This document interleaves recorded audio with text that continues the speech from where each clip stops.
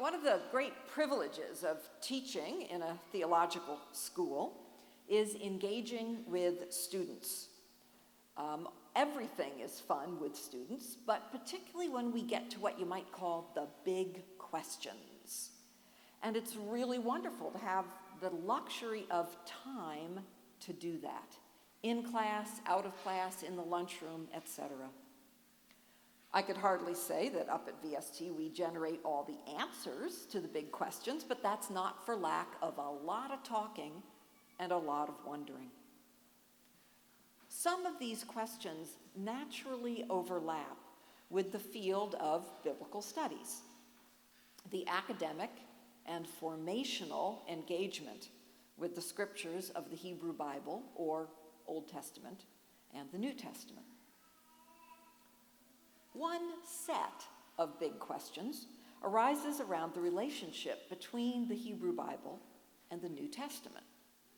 These questions often start with a comment from a student, and it's said very sheepishly, like because I'm the Old Testament Hebrew Bible professor, but they come up and they say they don't actually like the Old Testament, or they don't like the Hebrew Bible because it just seems so full of judgment and law, whereas they see the New Testament as full of grace and mercy. Quite a few start out by assuming that the grace we experience as Christians is that we've overcome the law and all those things that the law makes us do. So we've overcome all that because of Jesus' grace. The starting point is sometimes associated with the sense that since we're saved by grace and mercy, we don't really have to do anything. Believing is enough. When I have these kinds of conversations, I'm highly comforted by the fact that Hebrew Bible is a required course. Because I really truly believe, I wouldn't be doing this if I didn't really truly believe, that reading the Hebrew Bible and studying it can actually help open our minds on all of the big questions, as well as how we see the Hebrew Bible itself. And the big questions are, in particular, how do we live our faith? In the light of the traditions of our biblical heritage, what are the relationships between the things that people think are separate? Law, judgment, justice, and mercy, grace, and healing. What does the Hebrew Bible say is the relationship between those things? So, as a way into those questions, we have Isaiah 58 for today and what he had to say. We're going to start out by looking at the time when Isaiah was preaching the chapter we hear in Isaiah 58, and it's a time after the exile of the Jewish people to Babylon.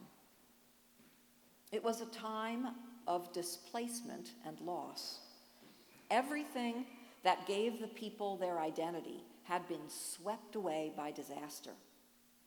So much of what they once counted on to reinforce their religious understanding as God's people was just gone. The religious center they hoped would be revitalized was just a shell of its former self. And many didn't even come back home again from Babylon. It was a time of political and economic upheaval. More powerful nations on the international scene were demanding political and economic allegiance from the smaller states and peoples. Economic systems that had worked well for many years deteriorated. A very few guaranteed themselves power by going along with dominant political international interests. The rest just struggled. It was a time of uncertainty and confusion. Some no longer found their identity rooted in the traditions of their ancestors. Others felt they were in charge of the identity markers of the community, the family lineages and worship practices. Still others tried to reinvigorate old traditions to inspire their lives. Not surprisingly, given all that, It was also a time of highly charged argumentation. Everyone seemed to have a judgment on what had gone wrong. Many sincerely believed that their ideas were the only right way to fix things. The most powerful asserted that they were the guardians of the true heritage of the people. Some expressed new ideas and hoped others would listen. These were the dismayingly difficult political and religious traditions of the time after the exile that our passage from Isaiah addresses. The exiles who had been returned to Judah by the power of the Persian Empire were trying to create a new life for the community. Other Jews had remained in Judah as peasant farmers. They'd never been exiled during the decades when the exiles were gone. Together, they had to figure out how to be God's people once again. All asked the poignant question, how then shall we live? In the reading we heard today, the prophet offers commentary on what works as an answer to that poignant question and what doesn't work. This prophetic voice in the Isaiah tradition during the post-exilic time continually returns to the practicalities by which the people of God could in fact live as people who carry their faith with them, whatever the conditions of their life. In the highly charged rhetoric of the time, Isaiah spares no one's sensitive feelings. He charges right in, announcing that God's people have in fact been in rebellion and sin against God. Funny thing that, since the people apparently thought they had sincerely been seeking God and been sincerely delighting to know God's ways. In this passage, the contrast is drawn between what the people think they're doing and what God thinks they're doing. And unfortunately for the people who so self-righteously think that they are drawing near to God, what they are doing is seen by God as exactly the opposite. The focus of both Isaiah's judgment and his call for an alternative is the religious practice of fasting, which was used in ancient Israel as a rite of penitence when seeking God's forgiveness, and also as an ongoing practice of prayer and supplication. In the post-exilic community, there must have been groups who congratulated themselves on their superior piety in fasting and humility, and who assumed God was on their side. But they must have begun to get some inkling that God, in fact, wasn't so pleased, since Isaiah includes some quotes from this group that are addressed to God. Why do we fast, but you don't see?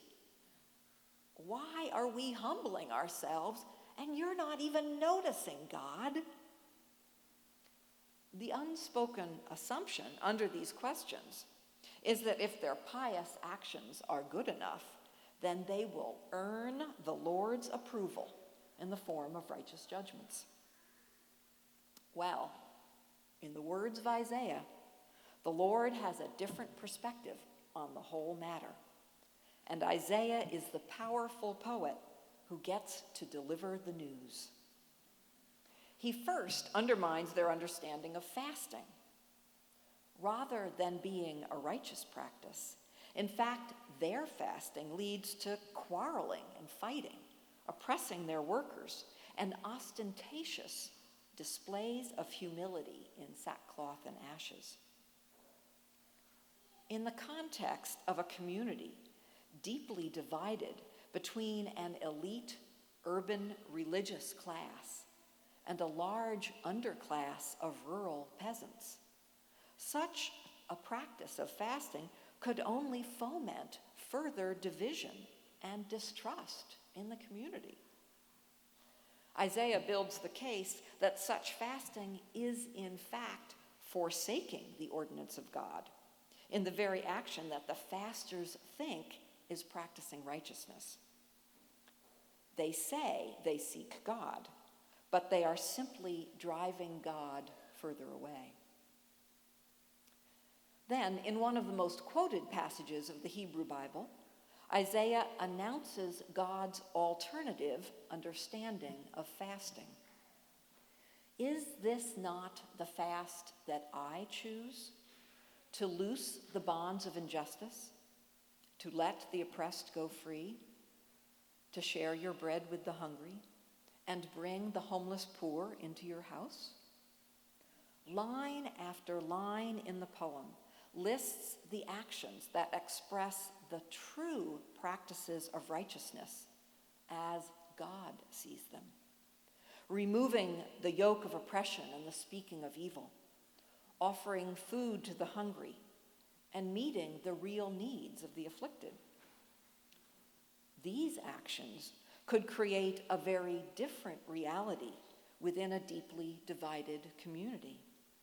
Such practices would build connections, help the very people who need it the most, bridge the gap between the elites and the peasants, restore the sense that God's people are looking out for each other.